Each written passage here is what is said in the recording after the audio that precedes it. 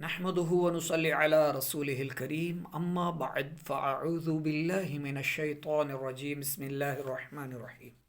وضو، غسل، تیمم سے متعلق قرآن پاک سنیے اور کچھ احادیث اور کچھ مسائل آپ کی خدمت میں پیش کرنے کے لیے حاضر ہوا ہوں۔ درود شریف پڑھ کر بالکل توجہ کے ساتھ سنیں اور ضرورت محسوس کریں تو لکھ بھی لیجئے کہ لکھ کر علم کو قید کرنا بہت مفید رہتا ہے۔ آج آپ نے سنا، ویڈیو آپ کے سامنے آئی تو آپ کو علم ہوا، لیکن کل پرسوں تک ممکن ہے بھول جائے، تو اگر آپ لکھ لیتے ہیں تو یہ آپ کو یاد رہے گا۔ تو جب بھول جاتے ہیں تو وہاں سے پھر آپ نے ڈائری اٹھائی کہ وضو سے متعلق کون سی آیت تھی، غسل سے متعلق کون سی آیت تھی، تیمم سے متعلق کون سی آیت تھی۔ صحیح ہے؟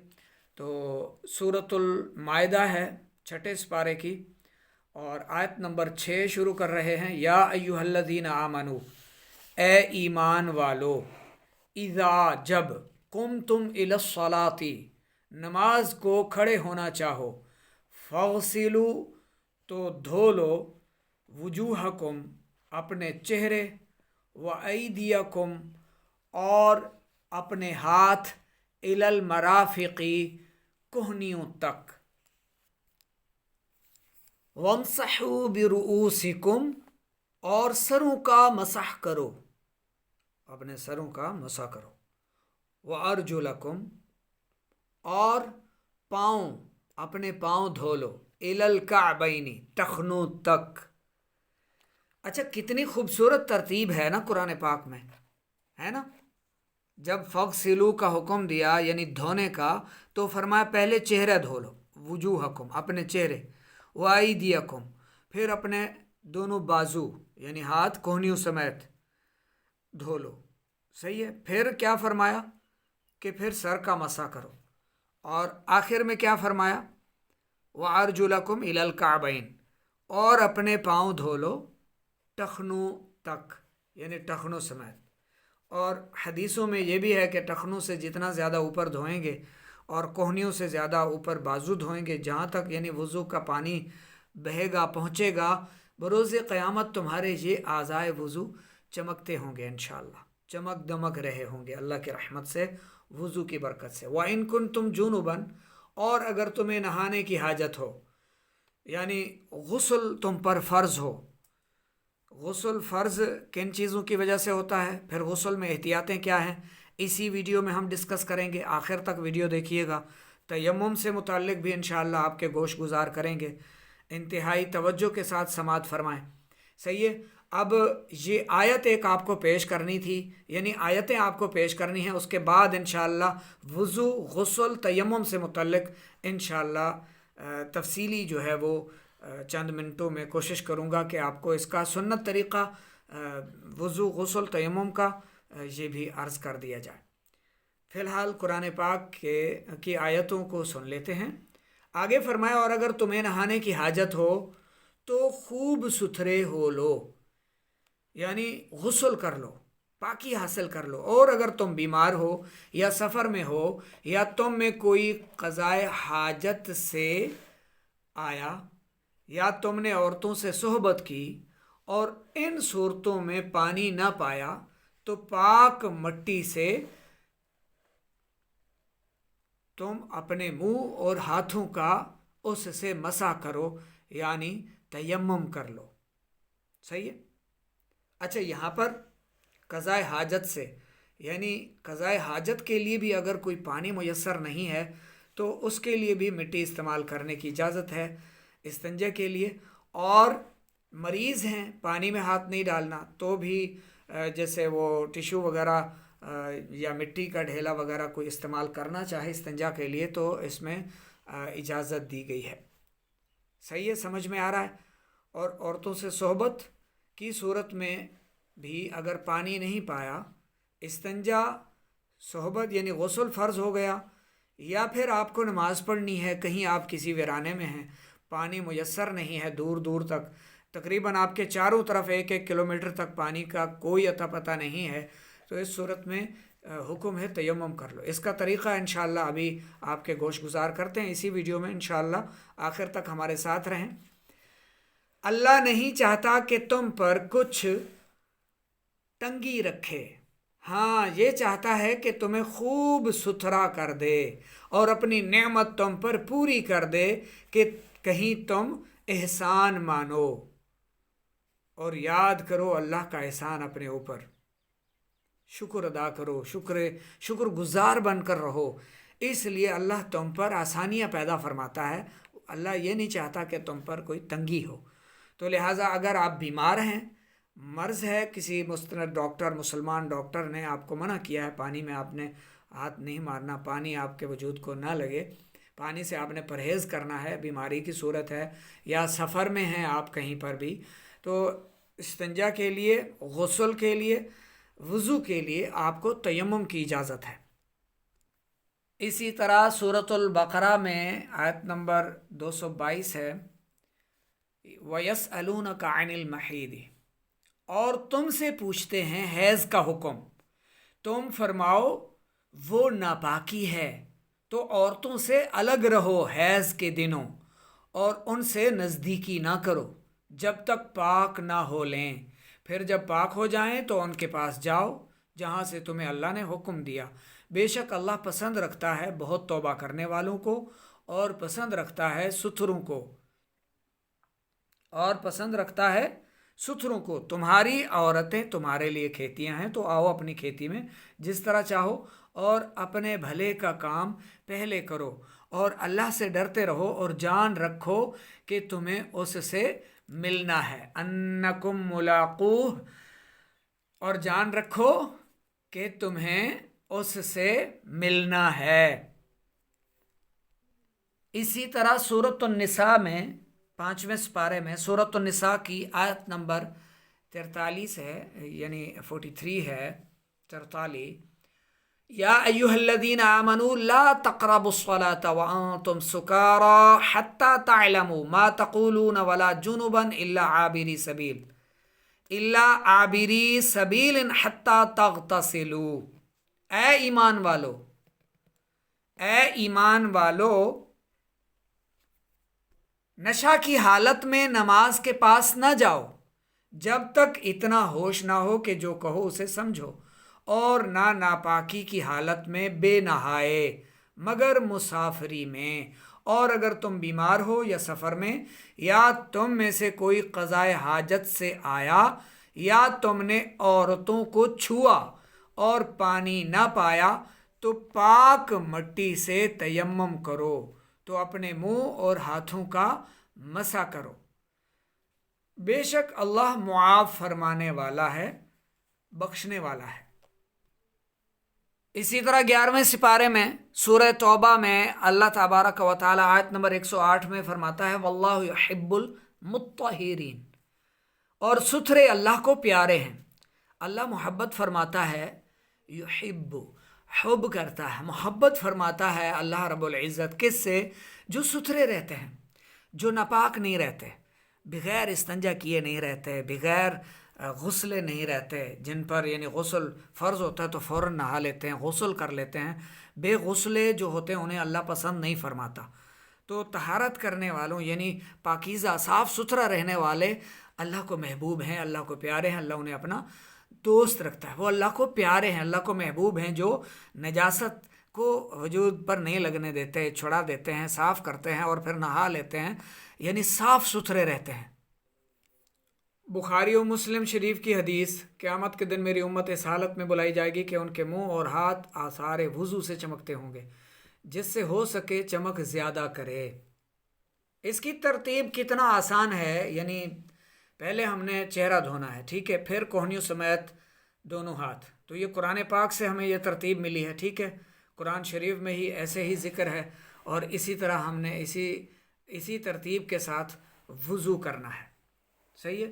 اور کسی عضو کے دھونے کے یہ معنی ہے کہ اس عضو کے ہر حصہ پر کم از کم 2 بوند پانی بہہ جائے، بھیگ جانے یا تیل کی طرح چپڑ لینے یا ایک آدھ بوند بہہ جانے کو دھونا نہیں کہیں گے، نہ اس سے وضو یا غسل ادا ہوگا۔ اس بات کا لحاظ بہت ضروری ہے، لوگ اس کی طرف توجہ نہیں دیتے اور نمازیں برباد ہو جاتی ہیں۔ بعض جگہ ایسی ہیں کہ جب تک ان کا خاص خیال نہ رکھا جائے ان پر پانی نہ بہے گا، جس کی تشریح ہر عضو میں بیان کی جائے گی. کسی عضو پر تر ہاتھ پھیرنے یا تری پہنچنے کو مسح کہتے ہیں. اب چہرہ دھونا، منہ دھونا، شروع پیشانی سے یعنی جہاں تک عموماً سر کے بال ہوتے ہیں وہاں سے لے کر ٹھوڑی یعنی نیچے کے دانت جمنے کی جگہ تک لمبائی میں، اور کان سے ایک کان سے دوسرے کان تک چوڑائی میں. اس حد کے اندر جلد کے ہر حصے پر ایک مرتبہ پانی بہانا فرض ہے. اچھا، یہ سارا آپ کو تقریباً طریقہ کار آتا ہے. سب سے پہلے ہم وضو کا اب طریقہ کار عرض کرنے لگے ہیں. سب سے پہلے تو اپنے دونوں ہاتھ دھو لیجئے اچھی طرح سے. صحیح ہے. دونوں ہاتھ دھونے کے بعد مسواک کر لیں، اچھی طرح کلیاں کریں. پھر سیدھے ہاتھ سے ناک میں پانی ڈالیں اور الٹے ہاتھ کی چنگلیاں سے ناک صاف کریں. عورتوں نے جو ناک میں زیور پہنے ہوتے ہیں وہ اگر ہلتے جلتے ہیں، ظاہر ہلتے ہیں، ان کو ہلا جلا کر ان کے اندر بھی ان کے جو سوراخ ہیں ناک کے وہاں پر پانی بہائیں. اور پھر ناک میں پانی ڈالنے کے بعد چہرہ دھو لیں، 3 بار دھو لیں. پھر 3 بار دایاں بازو، پھر بایاں بازو. خواتین کے آستینیں تنگ ہونے کی وجہ سے کوہنیوں سمیت وہ نہیں دھو پاتی، کیونکہ کوہنیوں سے نیچے ہی بازو رہ جاتا ہے، تو بازو کو اوپر کرنا ان کے لیے مشکل ہوتا ہے. تو وہ کیا کرتی ہیں، اوپر سے کپڑے کے اوپر سے پانی مارنا شروع کر دیتی ہیں. اور اگر وہاں پر 2 قطرے تک بہنے والی مقدار نہ پہنچی تو وضو نہیں ہوگا. اسی طرح ایک بال برابر بھی جگہ خشک رہی تو وضو نہیں ہوگا. لہٰذا احتیاط بہتر ہے. صحیح ہے. کوہنی سمیت دونوں بازو دھونے ہیں، کوہنی سے اوپر تک دھونا ہے، یعنی کوہنی بھی دھل جائے. کوہنی خشک رہے گی تو وضو نہ ہوگا. صحیح ہے. پھر سر کا مسح کریں. بعض خواتین مسائل پوچھ رہی ہوتی ہیں کہ دوپٹہ سر پر لیے رہیں جب ہم وضو کریں، کیونکہ سر کا مسح کرنا ہوتا ہے. تو یہ دیکھیں، اگر وہاں نامحرم کی نظر نہیں پڑتی، گھر میں کوئی نامحرم نہیں ہے ظاہر ہے، تو پھر آپ دوپٹہ ایک طرف رکھ کر منہ ہاتھ دھو سکتے ہیں، چہرہ دھو سکتے ہیں، وضو کر سکتے ہیں آپ. اس میں کوئی حرج نہیں ہے کہ بالکل سر پر ہی رکھا رہے دوپٹہ اور آپ وضو کر لیں. صحیح ہے. ایسا نہیں ہے. یعنی آپ کے لیے آسانیاں ہیں، لیکن پھر شرعی تقاضے بھی ہیں، پردے کا بھی خیال رکھنا ہے. صحیح ہے. تو سر کا مسح کریں، کانوں کا بھی مسح کریں، کانوں کے اندر اور کانوں کے پچھلے حصے کا بھی مسح کر لیں. گردن کا پیچھے سے گردن کا مسح کریں، اور پھر دایاں پاؤں دھوئیں، پھر بایاں پاؤں دھوئیں. یہ آپ کا وضو ہو گیا. اسی طرح جن پر غسل فرض تھا وہ بھی چاہیں تو پہلے اسی طرح وضو کر لیں، یعنی پہلے استنجا کریں اور نجاست وجود سے چھڑا لیں جہاں جہاں لگی ہوئی ہے، اور نجاست چھڑانے کے بعد پھر اسی طرح وضو کریں، اور پھر دائیں کندھے پر پانی بہائیں، اور پھر بائیں کندھے پر پانی بہائیں، پھر سر سمیت نہا لیں. اچھا، جن کو سر پر پانی ڈالنے سے الرجی ہوتی ہے، یعنی انہیں کیرا ہو جاتا ہے، نزلہ زکام ہو جاتا ہے، اور وہ تیز بخار ہو جاتا ہے اور بیمار پڑ جاتے ہیں اور پھر کئی دن بستر پر گزارنے پڑتے ہیں، تو ایسے لوگوں کو سر پر صرف مسح کرنے کی بھی شرعاً اجازت ہے. جن کو چھینکیں آنا شروع ہو جاتی ہیں، وہ ایک مریض ہے کہ اس کو کوئی نہ کوئی بیماری لاحق ہو جاتی ہے، تو ایسی صورت میں وہ سر سے نچلے حصے تک نہائے، چہرہ بھی دھو لے اور سر کا صرف مسح کر لے تو بھی اس کا غسل ہو جائے گا. وضو کے آپ نے 4 فرض سنے، غسل کے 3 فرض ہوتے ہیں. کلی کرنا اچھی طرح سے، اور دوسرا فرض ہوتا ہے ناک کی نرم ہڈی تک پانی بہانا، پانی چڑھانا. اچھا، یہ نرم ہڈی بالکل یہاں آپ ناک کو ہاتھ لگائیں نا، جہاں تک ناک جو ہے نا وہ نرم ہے، ادھر ادھر ہوتی ہے، یہی نرم ہڈی ہے. ٹھیک ہے. سخت ہڈی سے پہلے نرم ہڈی ہے. یہاں تک آپ، بعض لوگوں کا مسئلہ ہوتا ہے کہ اگر روزے کی حالت میں دن کو سو گئے اور احتلام ہو گیا تو وہ پھر ڈرتے اور سوچتے رہتے ہیں پتہ نہیں کیسے غسل کروں، یہ فرض تو ادا ہی نہیں ہو سکتا، ناک میں پانی چڑھاؤں گا تو دماغ تک پہنچ جائے گا، میرا روزہ ٹوٹ جائے گا. جی بالکل ٹوٹ جائے گا. آپ پانی کو کھینچے نا. جب آپ کا روزہ ہے تو آرام سے ناک کے نتنوں میں پانی ڈالیں، آرام سے چنگلیا کے ساتھ صاف کریں ناک کو، رینٹھیں جمی ہو تو وہ بھی چھڑا لیں. یہ نرم ہڈی ہے جسے ہم دھوتے ہیں، عام طور پر وضو میں بھی دھوتے ہیں، یہی ہے نرم ہڈی. فرق کیا ہے؟ روزے کے بغیر ہم اسے اوپر کی طرف پانی کو کھینچتے ہیں. صحیح ہے. اور روزے کی حالت میں ہم نے اس کو کھینچنا نہیں ہے پانی کو. صحیح ہے. صرف ناک کی نرم ہڈی کو دھو لینا ہے احتیاط سے، پانی اوپر نہیں کھینچنا، اور غرارہ بھی نہیں کرنا. غرغرہ کرنا سنت ہے ویسے بھی. فرض کیا ہے؟ کلی کرنا اچھی طرح سے، اور ناک صاف کرنا اور نرم ہڈی کو دھو لینا اچھی طرح سے. اور تیسرا فرض ہے پورے وجود کو پانی سے دھو لینا. صحیح ہے. ہر بال کے نیچے جنابت ہے، ناپاکی ہوتی ہے، تو بال دھوو اور جلد کو صاف کرو. ابو داؤد اور ترمذی شریف کی حدیث.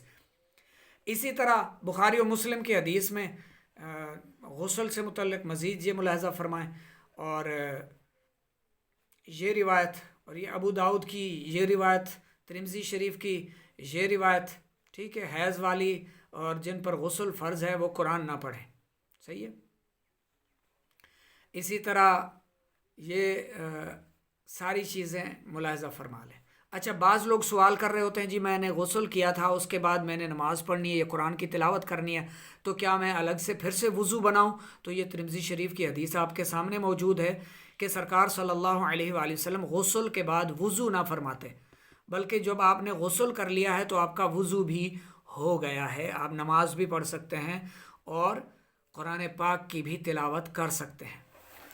یہاں سے دیکھیے یہ کلی کرنا یہاں سے شروع ہو رہا ہے، پہلا فرض، ٹھیک ہے، اور اس میں تمام مسائل جو ہے وہ ذکر کیے گئے ہیں۔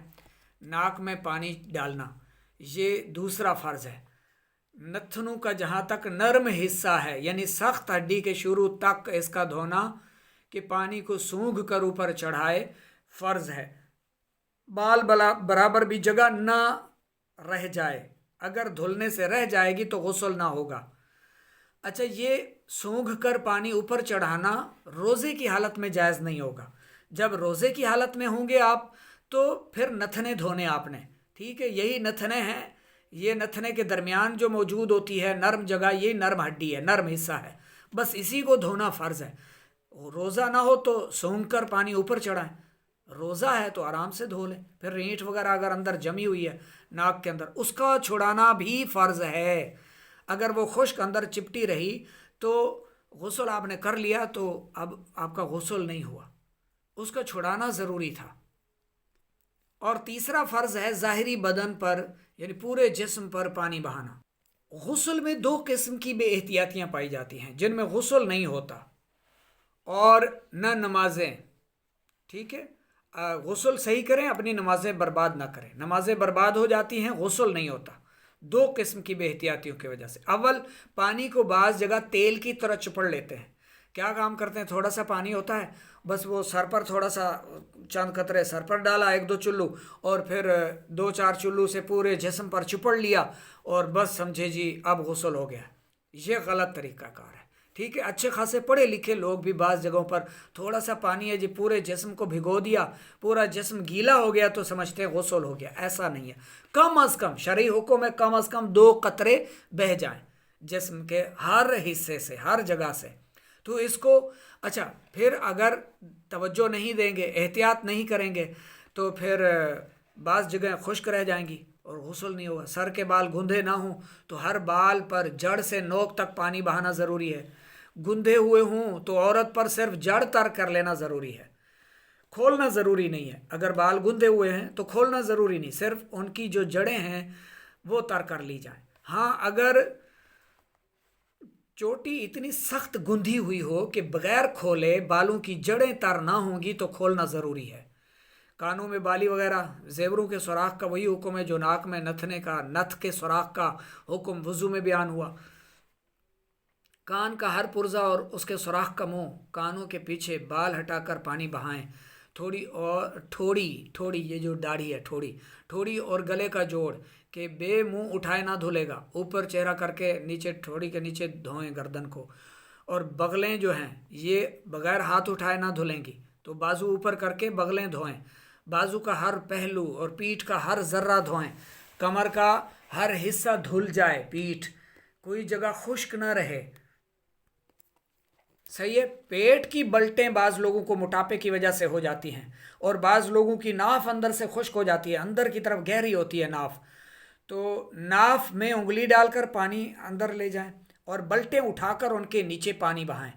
ران اور پیڑوں کا جوڑ اور ران اور پنڈلی کا جوڑ دونوں سرین ملنے کی جگہ، سرین کہتے ہیں جس پر ہم بیٹھتے ہیں، ہماری جو سیٹ ہے، یعنی انسان جو بیٹھتا ہے، رانوں کی گولائی، پنڈلیوں کی کروٹیں، ڈھلکی ہوئی پستان، عورت کی اگر پستانیں ڈھلکی ہوئی ہیں تو نیچے پانی بہانا فرض ہے، تو انہیں اٹھا کر پانی نیچے سے بہائے۔ اگر جگہ خشک رہے گی تو غسل نہیں ہوگا، نمازیں نہیں ہوں گی، نہ تو قرآن کو پڑھ سکتی ہیں سال میں۔ پستان اور پیٹ کے جوڑ کی جگہ کو دھوئیں۔ جسم کا ہر عضو، ہر جگہ پانی بہانا فرض ہے، ٹھیک ہے، یوں ہی حیض و نفاس سے فارغ ہو کر غسل کرتی ہیں تو ایک پرانے کپڑے سے اندر سے خون کا اثر جو ہے وہ صاف کر لینا مستحب ہے، لازمی نہیں ہے۔ اسی طرح یہ تمام احتیاطیں کرتے ہوئے غسل کیا جائے تاکہ بندہ صاف ستھرا ہو جائے، خوب صاف ستھرا ہو جائے۔ اچھا، نہانے میں احتیاط یہ بھی ہے کہ پہلے پورے جسم پر پانی کو تیل کی طرح چپڑ لیں، خصوصاً سردیوں میں، اس کے بعد پھر اوپر پانی بہائیں، کیونکہ سردیوں میں پانی اوپر سے گزر جاتا ہے، بعض جگہیں خشک رہ جاتی ہیں، تو اس میں بھی احتیاط لازم ہے۔ نہاتے وقت قبلہ کی طرف منہ نہ کریں، تمام بدن پر ہاتھ پھیریں اور ملیں، ایسی جگہ نہائیں کہ کوئی نہ دیکھے۔ عورتوں کو اس میں بہت زیادہ احتیاط کرنی چاہیے۔ نہاتے وقت کسی قسم کی بات چیت نہ کریں۔ بعض لوگ پوچھتے رہتے ہیں، سوال کرتے ہیں کہ ہم کوئی کلمہ پڑھ سکتے ہیں، دعائیں پڑھ سکتے ہیں نہاتے وقت؟ جی نہیں، نہاتے وقت خاموشی کے ساتھ صرف نہائیں اور اپنے جسم کو ملیں، دھوئیں، صاف ستھرے ہوں، بیٹھ کر نہائیں اور نہانے کے بعد فوراً کپڑے پہن لیں۔ وضو کی سنتیں اور مستحبات کا غسل میں بھی خیال رکھیں۔ کن چیزوں سے غسل فرض ہوتا ہے؟ نماز کے احکام، یا اسلامی بہنوں کی نماز، یا ہمارا اسلام کتاب کے اندر، یا بہار شریعت کے اندر، ان چیزوں کو بار بار پڑھنا چاہیے، ہر مسلمان کو پڑھ لینا چاہیے تاکہ اس کو معلوم ہو کہ مجھ پر کس حالت میں غسل فرض ہوتا ہے، تاکہ میں پھر احتیاط کروں اور بے غسلہ نہ رہوں۔ اچھا، بعض اوقات غسل فرض نہیں ہوتا، ایسے ہی کسی انسان کا اگر جو ہے وہ کپڑا گیلا ہو گیا، عام طور پر نوجوان جو لوگ ہیں تو وہ کیا سمجھتے ہیں کہ وہ سمجھتے ہیں مجھ پر غسل فرض ہو گیا ہے۔